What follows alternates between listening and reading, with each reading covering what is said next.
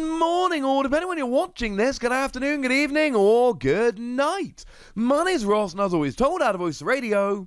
So today, we need to take a look at a buy list for Shining Fates. Now, as you watch this, it really depends what's going on with news, etc. It's either coming out tomorrow, or comes out today, or came out yesterday, I don't know. Comes out on Friday the 19th officially, and yes, I am fully aware that there are issues at the moment in terms of shops actually getting stock and low allocation and things of that nature. But it's out. And as with any new set, we need to do a little bit of a buy list. Now, we didn't actually do a buy list for Champion's Path because Champion's Path didn't really have any new playable cards and it was kind of pointless. Now, I am not saying that Shining Fates is going to have new playable cards on the level of, say, Battle Styles, which is looking like it's going to really shake up the format. But I am absolutely telling you that there are new metagame relevant, competitive relevant cards coming out in the set. So let's have a look. And the usual rules, the usual things apply here. If you want to buy a card, go and buy the card regardless of whether I think you need to or not. GXs, Vs, etc. I am not going to be suggesting you buy unless they are really staple cards. So I, for one, think that both Delmise and Cramorant VMAX are really fun cards that I want to go and play around with decks. But you don't need those cards. Those are, if you want to play them, get them cards. So I'm not going to be getting them. For me, I'm getting a playset of Kyogre Amazing Rare. I think it's amazing. But it's not going on the buy list because unless you want to play a specific Kyogre deck, it's not going to be tacked into a bunch of decks. The key here is basically to look at all of the cards in the set that you need to have in your binder that may well be popped into decks in the future. So starting off, 2 to 4 copies of CELEBI. And CELEBI is one of these Pokemon that could end up being put into a myriad of different decks. Because it's got the ability Woodland Stroll, love the name incidentally.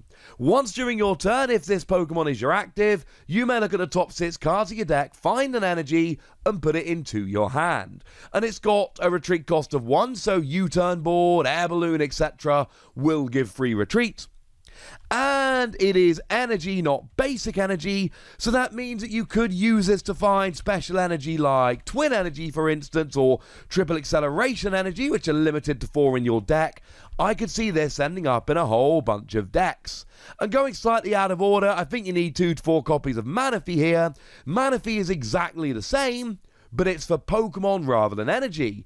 So again, having this in the active, being able to search out a Pokemon is absolutely crucial, especially given that that Pokemon could, for instance, be CROBAT V, which will then help you to draw cards and keep setting up your deck.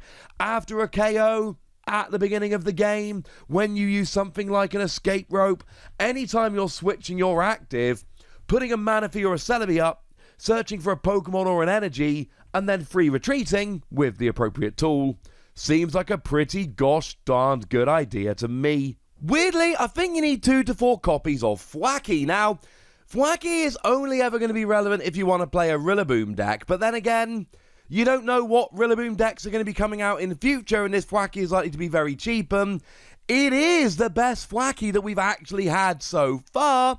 So I think you actually need to get the THWACKEY.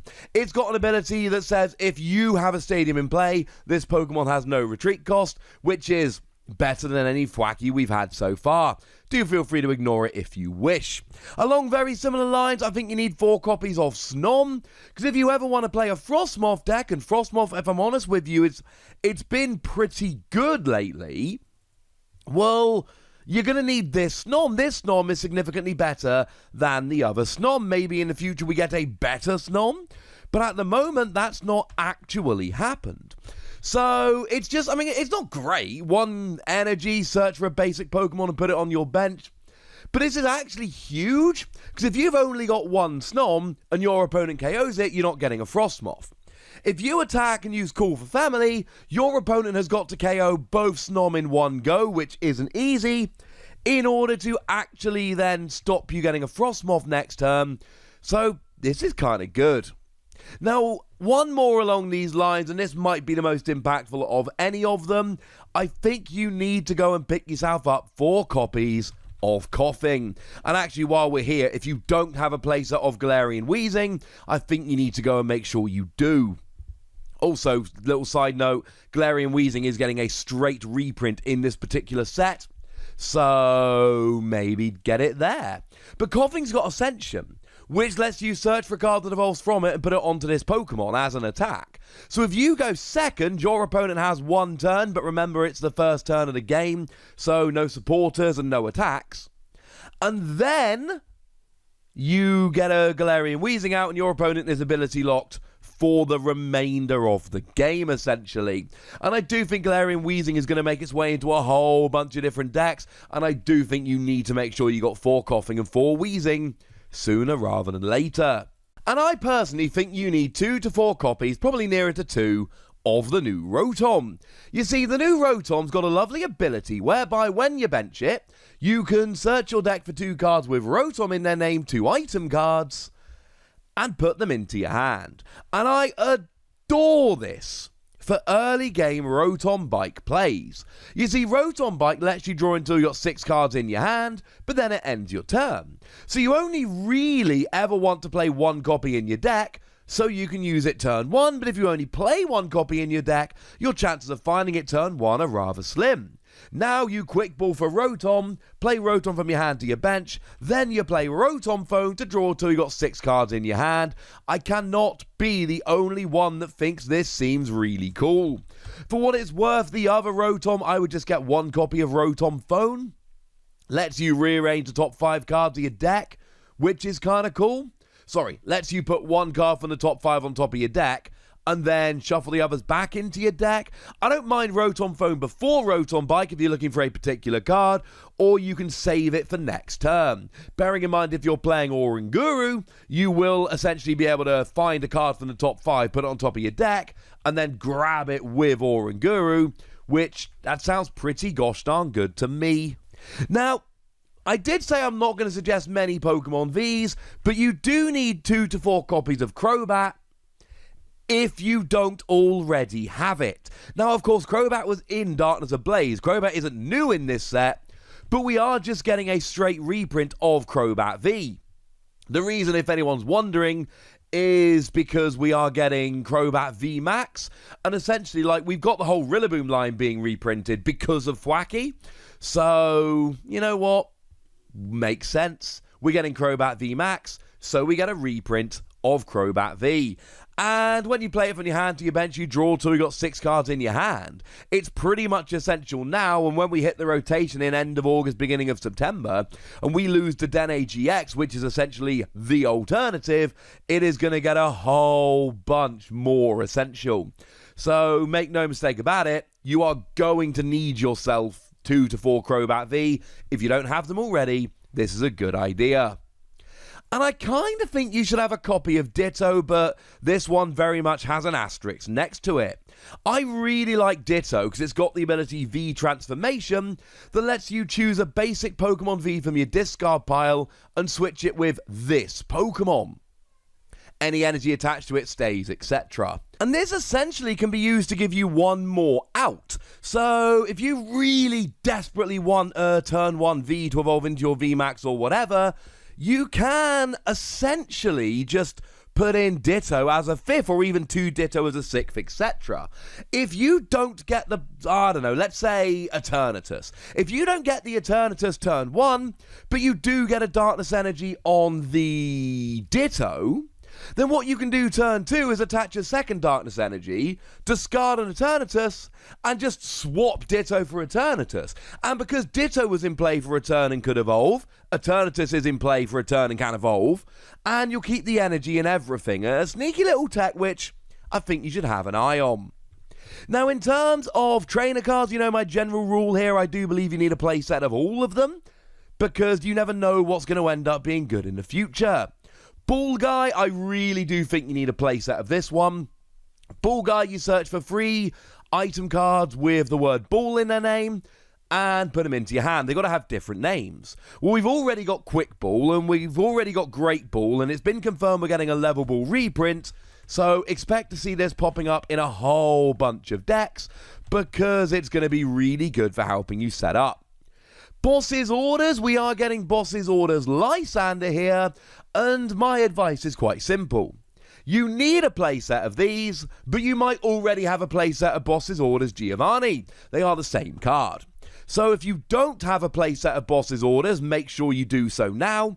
If you really prefer Lysander over Giovanni, make sure you get a playset. And I've got the exact same advice about Professor's Research. We are getting Professor's Research Juniper. Now, if you've got a playset of Professor's Research Magnolia, and you don't care that Juniper is a billion times cooler than Magnolia, then you're fine with what you've got. Otherwise, make sure you've got a playset.